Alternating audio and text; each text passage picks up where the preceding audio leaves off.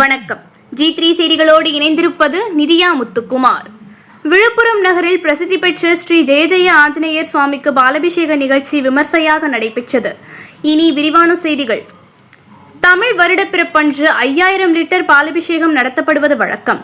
அதன்படி 20வது ஆண்டாக தமிழ் புத்தாண்டு தினமாக செவ்வாய்க்கிழமை காலை பாலாபிஷேகத்துக்கான பூஜைகள் நடைபெற்றன.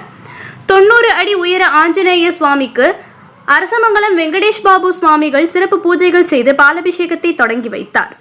இதைத் தொடர்ந்து பெரிய அளவிலான பேரல்களில் நிரப்பப்பட்டிருந்த பால் மோட்டார் மூலம் குழாய் வழியாக மேலே ஏற்றப்பட்டு அபிஷேகம் செய்யப்பட்டது. தொடர்ந்து பக்தர்கள் ஏராளமானோர் பால் பாக்கெட்டுகளை அபிஷேகத்திற்கு வழங்கினர்.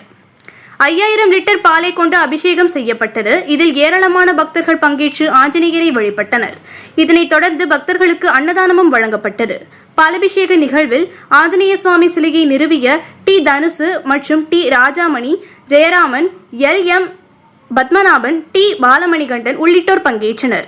G3 செய்திகளுக்காக விழுப்புரம் செய்தியாளர் ராஜேஷ் கண்ணன்.